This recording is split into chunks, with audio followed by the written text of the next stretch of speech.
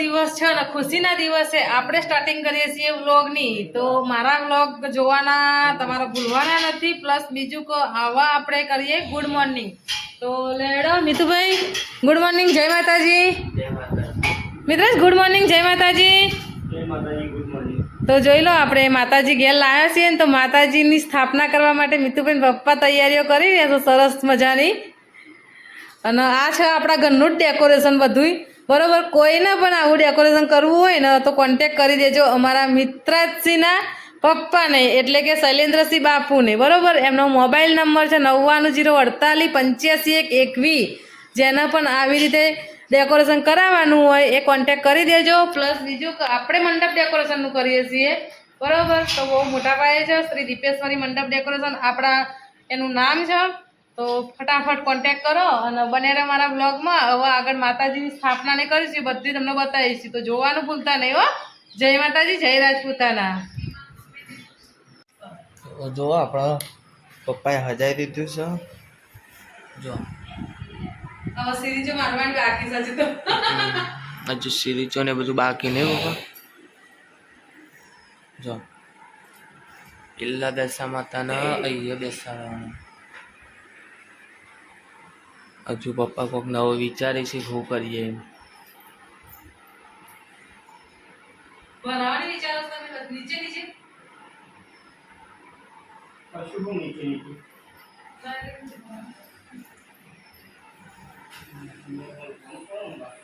તો જય માતાજી. આપણે બધું આમ મસ્ત હજાય બજાય દીધું છે. અને જો મમ્મી હવે સ્થાપના તરફ જઈશી. મમ્મી શું કરો છો? કઈ નહીં, જો સ્થાપનાની તૈયારીઓ કરીએ છીએ હવે. માતાજીની સ્થાપના કરીએ ને. હા હા, જો લાઇટિંગ પપ્પાએ કર્યું. બધું તો પપ્પાએ કરી દો.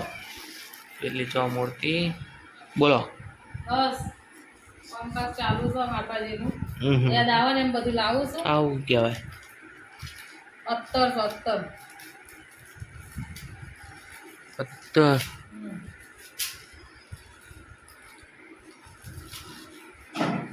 તૈયારીઓ કરીએ ને હવે માતાજીની સરસ મજાની. બેન થી પેલું કાતર ચાલે છે. આઈસ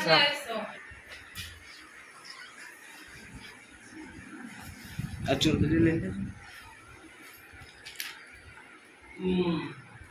દડો એ દડો ના કહેવાય, સુતર કહેવાય. બે હો બધું ભેગું થઈ જતું ને પેલો પૂજાકો. ના ના સાચી વાત છે. પૂજાકો ભેગો થઈ જાય મજા ના આવે. આ બે વાત ભરી જશે હવે. પેલું મેન્યુ જ લેવા.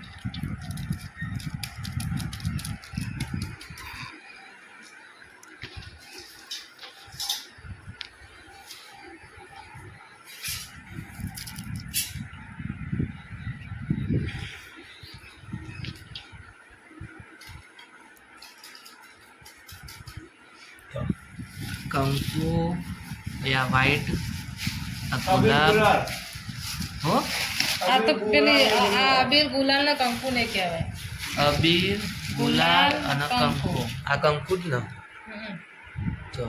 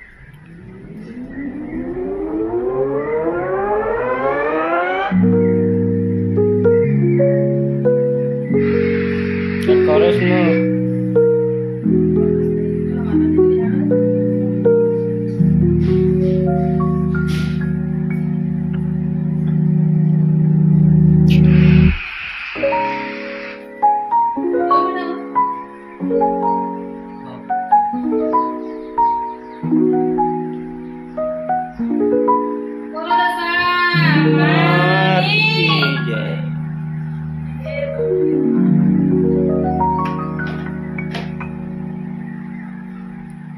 આવી કમ્પ્લીટ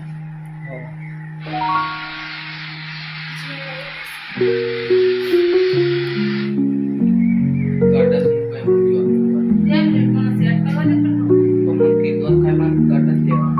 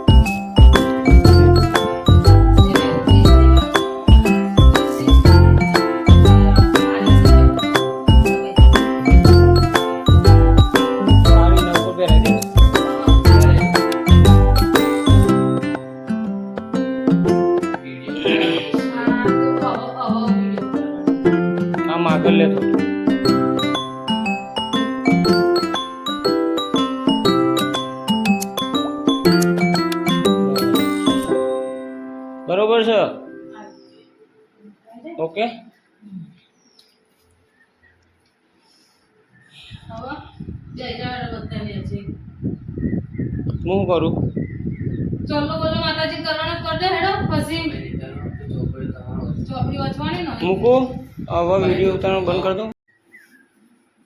દશામાની વાર્તા બોલો દશામાની જય. શ્રાવણ માસની અમાસના દિવસે ઘણી સ્ત્રીઓએ દશામાનું વ્રત કર્યું હોવાથી તે નદીએ નાહવા જવા લાગી. આ સ્ત્રીઓ નદીએ નાહતી અને પૂજા કરતી હતી. નદીના કાંઠે રાજાનો મહેલ હતો. રાજાની રાણી રૂમઝૂમમાંથી ઝરૂખામાંથી બધી સ્ત્રીઓને નાહી પૂજા કરતી જોઈને દાસીને કહ્યું, જા આ બહેનોને પૂછી આવ કે તમે કયું વ્રત કરો છો. દાસી નદીના કાંઠે આવી અને કહેવા લાગી, બહેનો તમે કયું વ્રત કરો છો? તો એક બહેન બોલી, અમે દશામાનું વ્રત કરીએ છીએ. એ વ્રતની વિધિ મને કહો.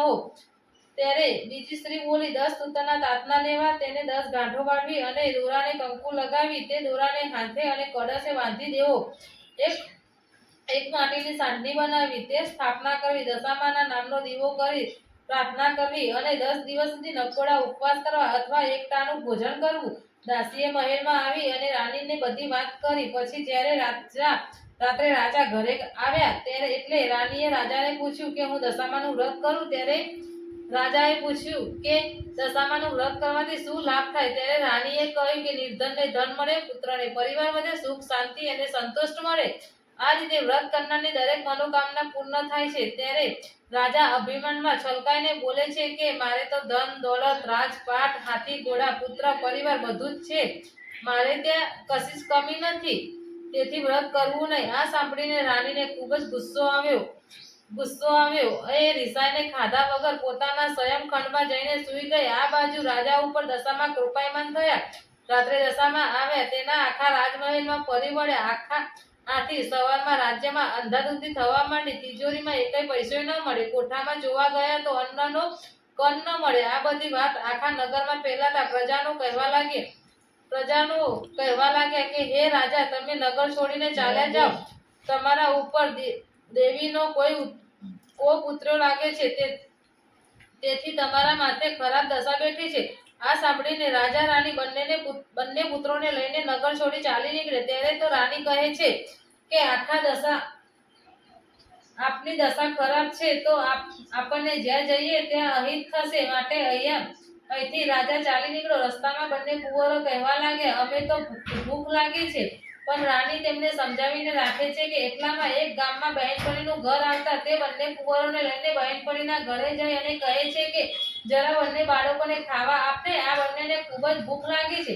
ત્યારે તે પેલી બહેનપણીએ રાણીને કહે છે કે જા હું તને ઓળખતી નથી પણ અને મારા ઘરે તું ખાવા આવે છે. આથી રાણીને ઘણું દુઃખ થયું અને પછી તેઓ ત્યાંથી આગળ ચાલી નીકળ્યા. રસ્તામાં બંને કુંવરોને તરસ લાગી. એટલામાં વાવ આવતા રાણી બંને કુંવરોને લઈને પાણી પીવડાવવા જાય છે. ત્યારે દશામાએ અદ્રશ્ય સ્વરૂપે તેના બંને બાળકોને પાણીમાં ખેંચી લીધા. આથી રાણી રડતી રડતી રાજા પાસે આવી અને કહ્યું કે આપણના બંને બાળકો વાવમાં પડી ગયા છે. આથી રાજા કહે છે કે કલ્પના શા માટે કરો છો? જેના હતા તેને લઈ લીધા.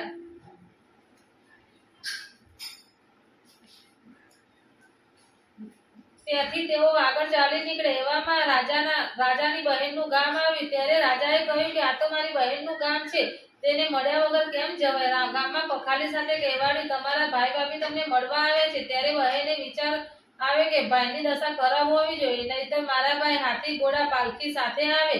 ચોક્કસ તેમની દશા ખરાબ હોવી જોઈએ. તેથી તેને પખાલી સાથે સુખડી અને તેમાં સોનાનું સાંકળું માટલીમાં મૂકીને ભાઈ જેમ બેઠા હતા તેમ મોકલ્યું. પરંતુ જ્યારે રાજાએ માટલી ખોલી ત્યારે તો સુખડી કોલસા થઈ ગઈ અને સોનાનું સાંકળું સાફ બની ગયું. ત્યારે રાજા વિચારે છે કે મહારાજાની બેન કોઈ દિવસ ભાઈને મારી નાખવા રાજી ન હોય. ચોક્કસ મારી દશાનું પરિણામ છે. તેથી રાજા પાટલી તે જમીનમાં દાટી અને આગળ ચાલી નીકળ્યા. આગળ જતા એક નદી આવી. કાંઠે એક ખેડૂતના વાડામાં ખૂબ જ તરબૂચ થયા હતા. રાણી કહ્યું કે ભાઈ અમને એક તરબૂચ. જય દશામા માતા, જય દશામા માતા, ભક્તોના દુઃખ હરનારી તું જગની દાતા. દશ દિશામાં તારો જ પ્રકાશ માતા, તારા નામે દૂર થાય દુઃખની રાત. શ્રદ્ધાથી જે તને ધ્યાવે સુખ શાંતિ પામે, માતાના ચરણોમાં સૌનું આવા નવા વિડીયો જોવા માટે લાઇક શેર અને સબસ્ક્રાઈબ કરો.